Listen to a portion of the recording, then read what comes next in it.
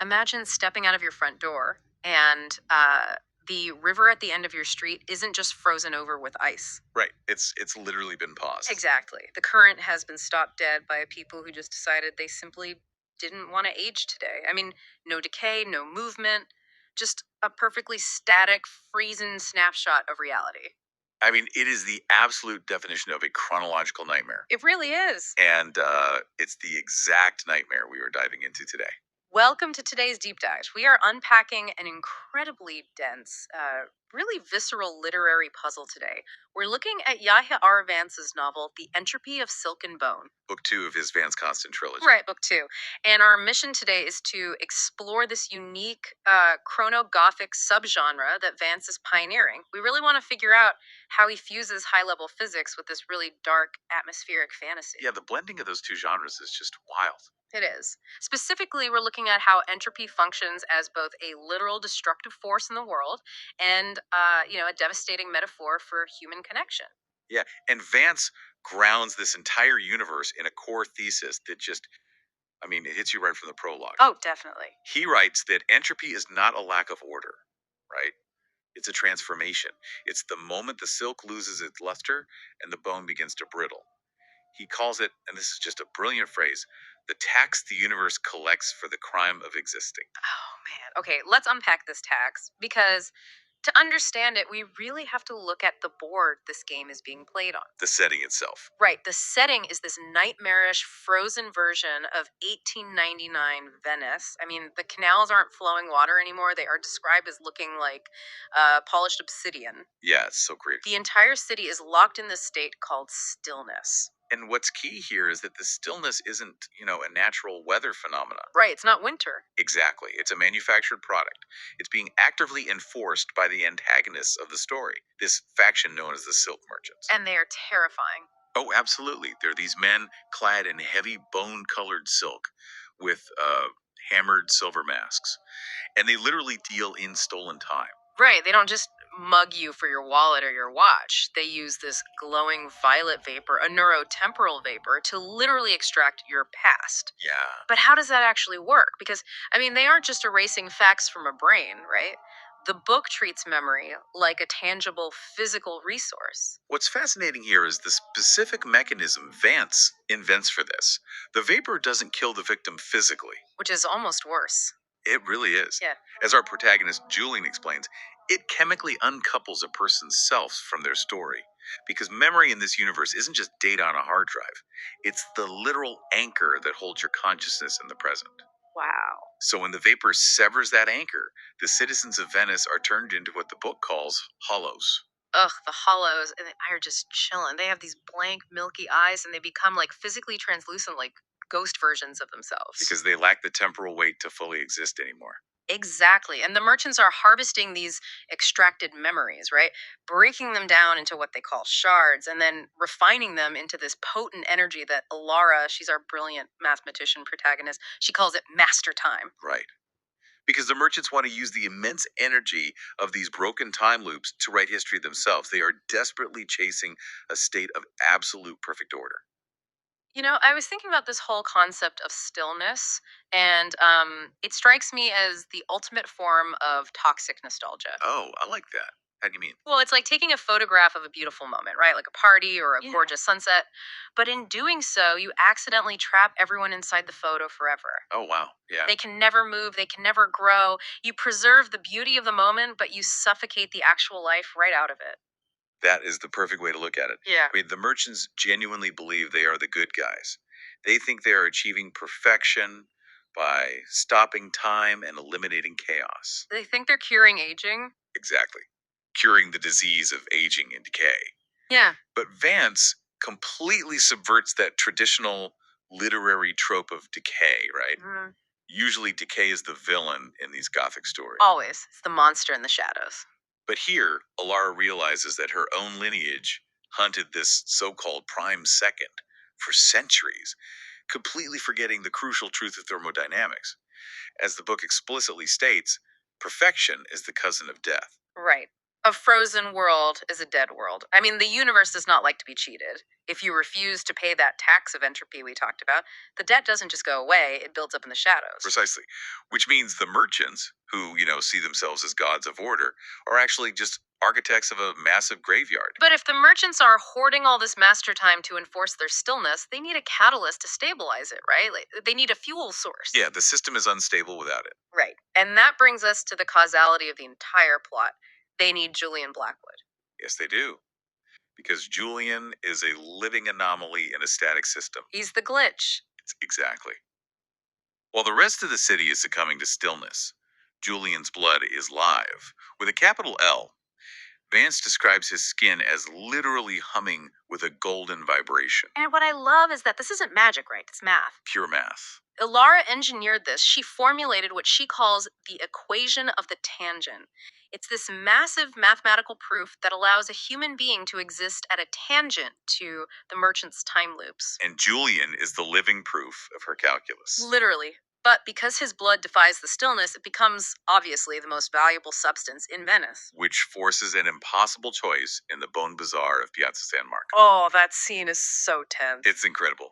LR is cornered, her memories are about to be deleted by that violet vapor we mentioned, and to save her, Julian willingly lets a merchant drain a pint of his live blood. He literally sacrifices his own temporal anchor. He does. And the consequences are immediate. I mean, Julian starts fading into the echoes, his physical form slipping into alternative timelines. Because he doesn't have enough live blood to anchor himself anymore. Right. But worse than that, he just handed the enemy the exact catalyst they needed. Right. Which sets off one of the most cinematic sequences I think I have ever read, the canal chase. Oh, it's basically a blockbuster action scene. It totally is. So the merchants take Julian's live blood and use it to power a phase induction generator. Now, when I first read that term, I thought it sounded like standard, sci-fi jargon. Sure, it sounds like a Star Trek part. Exactly. But in the context of this book, it's absolutely terrifying. They use the generator to force a phase transition on reality itself. They point it at the canal, and the water instantly shifts from a liquid into memory glass. And memory glass is essentially a crystalline lattice of frozen time. Right. So if Alara or Julian even brush against this glass, their kinetic energy gets sucked right into its structure. They would be turned into statues instantly. Instantly, the canal literally becomes a jagged, freezing corridor of mirrors, and it's expanding to consume them. So, how do they survive? I mean, you can't just punch your way out of a frozen time state, right? No, brute force won't work on time. Here's where it gets really interesting, and where Vance's fusion of physics and narrative just shines. Julian suggests they use the Leidenfrost effect. Such a brilliant use of real world physics. It is. Now, if you're listening and wondering what that is, have you ever accidentally dropped water onto a piping hot skillet in the kitchen? Yeah, it sizzles and jumps around. Exactly. The water droplets don't just instantly evaporate, they skitter and dance across the metal. That's because the extreme heat immediately vaporizes the bottom of the droplet, creating a tiny cushion of steam. Right. So the water is insulated by its own vapor barrier, allowing it to float above the lethal heat. And Alara realizes she can apply this physical phenomenon to time, but wait, how exactly does she translate a physical vapor barrier into temporal magic? Well, she uses the math of a damped harmonic oscillator. Okay, break that down for us. Right, so because Julian is depleted and fading, Laura grabs his hand and forces her heartbeat to synchronize with his. Then, using her equations, she overclocks his pulse. She creates a massive high frequency vibration around both of them. They become the water droplet on the skillet. Exactly. They generate a localized kinetic shield. Essentially, a vapor barrier of disrupted chaotic time. That is so cool. It is. The memory glass below their feet is desperately trying to freeze them, but it can't grab their molecules because Ilara and Julian are vibrating at a frequency faster than the glass's ability to synchronize. So they just surf. Yeah, they literally surf over a sea of freezing time on a cushion of kinetic energy. It is just brilliant. It shows that in this world, mathematics isn't just, numbers on a chalkboard. It's a physical martial art. It's absolute defiance. And if we connect this to the bigger picture here, math in Advance's universe always demands balance. Always a cost. Right, an equation inherently has two sides. You can't just generate a massive kinetic shield to break a time loop without a corresponding energetic cost. The universe is going to collect its tax. And man, that tax comes due in the most brutal way during the climax at the lens of San Marco. Yeah, the bill finally arrives. Because the physical escape from the canal is only temporary, right? They still have to stop the source of the stillness. The lead merchant has built this massive great lens atop the Doge's palace. And he's funneling Julian's stolen blood through it. Right, to project a beam of absolute zero time across the entire Mediterranean. He's trying to freeze the whole world into his perfect utopia. So Alara treats the apocalypse like a refractive index problem. Which is such an Alara thing to do. Totally. She scales the tower and she induces a nonlinear optical effect. She takes a bundle of raw, chaotic memory silk and dumps it directly into the mercury tubes powering the lens. Which is just an incredible application of physics. I mean, by introducing a chaotic, hyperdense material like memory silk into the highly ordered mercury, she fundamentally alters the medium the beam is traveling through. It breaks the math. Exactly.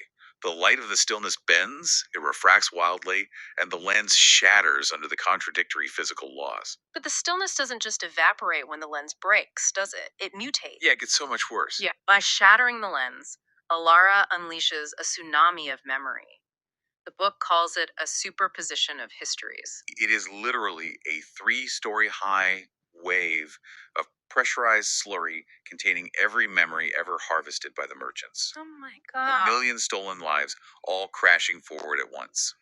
If it hits the city's foundation ungrounded, it will overwrite the present. Everyone in Venice will wake up with 1,000 years of lives they've never actually lived. And the human mind can't process a superposition like that. No, the entire populace will go completely insane. Now, I want to challenge Alara's logic here for a second. Okay, let's hear it. Because by shattering the lens and causing this tsunami, isn't she effectively just as dangerous as the merchants? Like, sure, she stopped a freeze, but she unleashed a psychic flood that could destroy the city anyway. That's the ethical tightrope of the entire book right there. Alara operates on the principle that chaotic life, even if it's messy and destructive, is preferable to sterile death. I guess that's true. It's a calculated gamble. She believes she can ground the chaos before it overwrites the city, but she knows it requires a massive conductor. Right. Which sends them racing to the Bridge of Sighs. And I was wondering why there. But it's because the bridge is built of Istrian stone, which is highly dense calcium carbonate. Exactly, it has the atomic density to hold a charge. So Alara strings up copper wiring to turn the bridge into a Faraday cage for the soul. Such a great concept. Isn't it? Just like a normal Faraday cage absorbs and redirects electromagnetic fields to protect whatever is inside, the setup is designed to absorb the temporal field. But as we know, a Faraday cage needs a grounding wire. It needs a lightning rod. And Julian volunteers to be that rod. He agrees to absorb the raw entropy of 1,000,000 lives and channel it into the stone bridge to save the city. And this is where Vance completely shatters standard fantasy tropes. Oh, completely. Because, I mean, in a lesser book, the hero absorbs the magic energy, saves the city, and maybe gets a classic case of amnesia. Right, they forget who they are, but then the heroine kisses them, says their name, and the memory just magically returns. Exactly, but Vance doesn't do that. Vance is much crueler and honestly much more true to his established laws of entropy. The cost is real. The emotional cost of what Alara calls the great forgetting is stunning. When Julian wakes up on the bridge after the wave passes, his memory isn't wiped clean. He remembers her name, he remembers the math. Yes, the physical data of his brain survived the surge. He looks at Alara and says, I can see the data of our lives together. I see the entries in the ledger. Right. But he loses the resonance, the emotional weight, the love, the fear, the warmth that anchored those memories. It was all completely washed away by the sheer friction of the tsunami passing through his mind. He just becomes a human archive. Yeah. He looks at Alara, the woman he literally just sacrificed everything for, and says with this chilling clinical precision, I don't remember us. It's agonizing. It really is the ultimate manifestation of entropy. The physical matter remains intact, but the energy that gave it meaning has decayed into the atmosphere. It's total emotional bankruptcy. The equation balances. I mean, the city is saved, the math holds, but Alara realizes she saved the world's sanity by sacrificing Julian's heart. He's completely hollowed out, he's fully aware of it, and he feels absolutely nothing for her. Which forces us to ask the biggest question of the novel. Right. Who forced this equation? Right. Who set up a board where the only mathematical solution required destroying the resonance between these two people? So, what does this all mean? Who set up this impossible equation? Because to find that out, they have to descend into the bone vaults below the city to deal with the surviving lead merchant. And the fight down there is bizarre. So weird.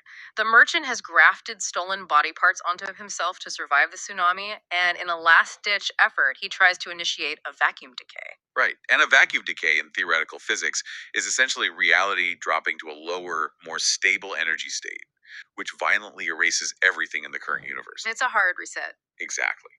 The merchant is trying to rewrite the baseline of reality to fix his mistake. And Julian can't stop him because Julian has no emotional resonance left to power the tangent equation. Right, he's empty.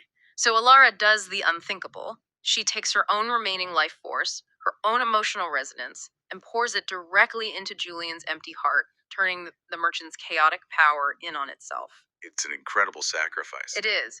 And the merchant collapses into a microscopic bead of obsidian, like a localized singularity, and the threat is neutralized. But neutralizing the merchant isn't the actual climax. No, it's not. The climax is what they find immediately after, hidden behind the vault walls. Yes. They stumble into a pristine modern laboratory operating right there under the catacombs of 1899 Venice.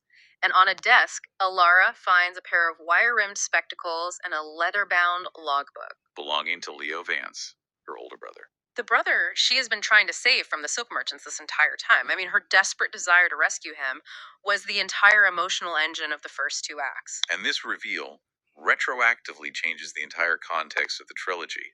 Alara reads the logbook and discovers the horrifying truth. Leo was never a victim. Never. He is the chief mathematician of the Chrono Society. He is the architect of the Grand Orrery, the massive hidden machine the merchants were unwittingly serving. He refers to his own sister in the logbook as the Alar variable, and to Julian as the Blackwood vessel. It's so cold. It is. He didn't just abandon them, he engineered everything. He deliberately set Alara on a collision course with the merchant's splinter faction just to clear the board. Yeah, he needed her to wipe out the stillness Yeah. and eliminate his rivals so he could rebuild his machine without interference. This raises an important question, doesn't it, about logic? Absolutely. This raises an important question. And it's where Vance shows us the true, terrifying danger of absolute logic. Leo represents a mind entirely consumed by mathematics, utterly devoid of empathy. He's the ultimate silk merchant, in a way. He is. He viewed human love, sacrifice, and suffering as mere variables functioning within, an acceptable margin of error. To Leo, the tragic hollowing out of Julian wasn't a tragedy at all. It was just a successfully balanced equation. It's so chilling because it makes total logical sense to him. But I love how Alara reacts here. Because this could break a protagonist, Oh, easily. but instead of collapsing, she undergoes this massive, powerful shift in motivation. In the back of the lab, they find a temporal gate.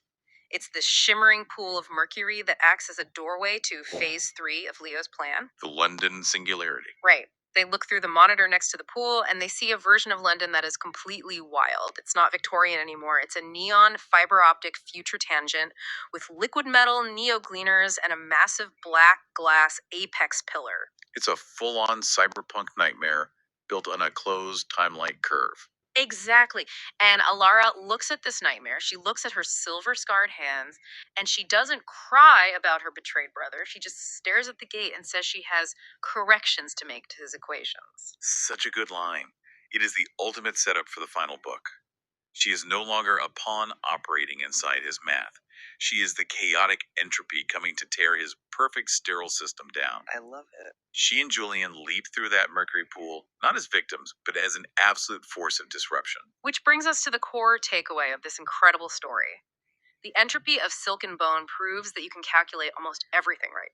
You can model the decay of a city, the refraction of light, or the collapse of a universe. The human resilience. Exactly. What the author beautifully calls the silk that doesn't snap and the bone that doesn't bend. It defies mathematical modeling. Leo could calculate physical forces, but he couldn't calculate Alara's sheer will, or the profound way she shared Julian's burden on the bunch of size. Right. The math may calculate the decay of the universe, but it could never calculate Alara. The central thesis of her journey is that when you are dealing with human connection, 1 plus 1 doesn't just equal 2, it equals a sanctuary. It's a masterful synthesis of science and humanism. It really is. So, as we wrap up this deep dive into the chronogothic world of Yahya R.Vance, I want to leave you with a thought to mull over. Okay. We've spent a lot of time talking about the horror of the silk merchants and that idea of toxic nostalgia, right? Men who try to freeze time into perfect stillness because they fear decay, but in the process, they strip away all the humanity and resonance of the present. They trap themselves in the photograph. Right. But think about our own world.